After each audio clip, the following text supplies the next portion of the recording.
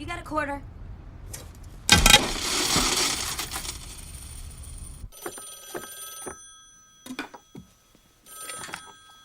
Hello, and welcome to the strange corner of the internet where I discuss my thoughts on what I've recently been playing or watching.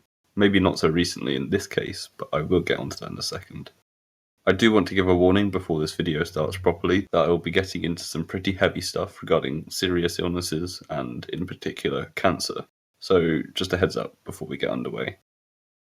Also, in keeping with my previous videos, I'm probably wrong about everything here. Because I have to be honest, I've only seen this film once, and it was 2 years ago. And I also haven't read the Southern Reach trilogy, the books that it was based upon. But that does make me qualified to lecture people about it online, because if the internet has taught us anything, it's that human beings will believe any of the dangerous nonsense spread by unhinged and unqualified folks like myself. Of course, there will be major spoilers ahead for Annihilation and presumably the Southern Reach trilogy, but for those of you still watching who haven't seen or read either of those, Annihilation is about the Shimmer, a mysterious zone of physical and biological anomalies that appeared after an extraterrestrial object found its way to the United States of America. Because, of course, these things never happen anywhere else. Anyway, the Shimmer is expanding, and after a previous expedition left only one much-changed survivor, Kane, a second party is sent in, consisting of 5 people, including our protagonist Lena, who is married to Kane. Ultimately, Cass and Anya are mauled by a mutant bear, which Josie then shoots before turning into a tree. The terminally ill Ventress transforms into an orb, which makes a copy of Lena. Lena then kills this copy, but not before discovering Kane's body, and realizing that the Kane who returned from the mission was actually a copy much like her own. And after destroying the Shimmer and escaping, she returns to him, hugging as their eyes refract light in the exact same way as the alien anomaly, leaving us with the understanding that they are not quite their human selves, but not entirely not those selves either. Right, so, now that you're mostly caught up, let's get into what Annihilation meant to me.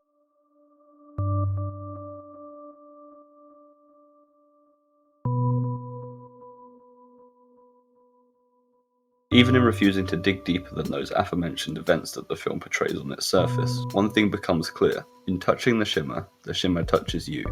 We see that throughout the film, in any number of examples. We see it when Kane touches Lena with his notably tentacle-ish fingers, and when she touches her own hand against herself towards the end.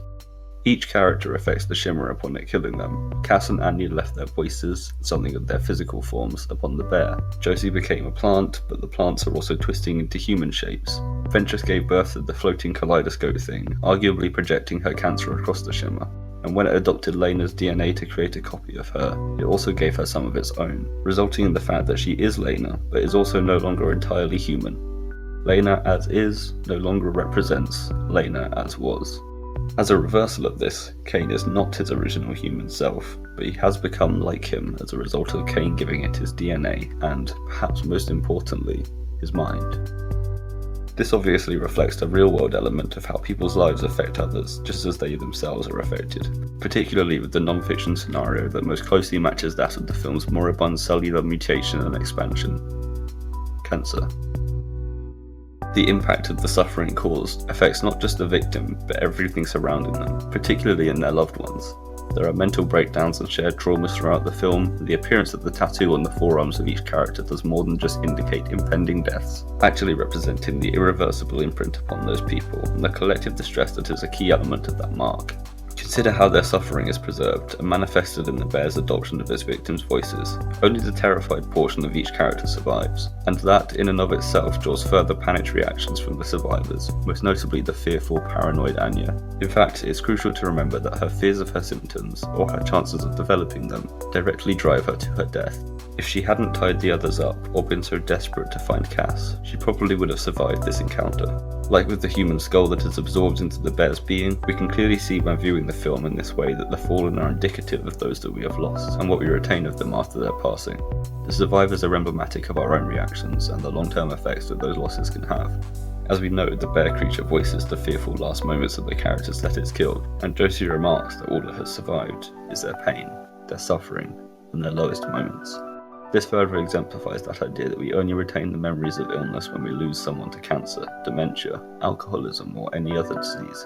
They might deserve to be known as something entirely different, but Annihilation points to our recollections of those people as frail and broken and suggests that the very idea can leave us in the same way.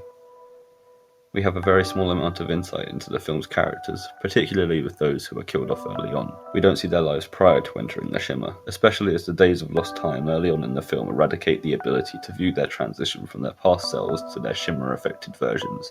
We almost entirely remember them as they were once they were affected by the Shimmer, seemingly proving to us the recurring idea that after everything we loved is gone, only the suffering can remain. Once we've arrived at that idea, we inevitably wonder, can we ever go back?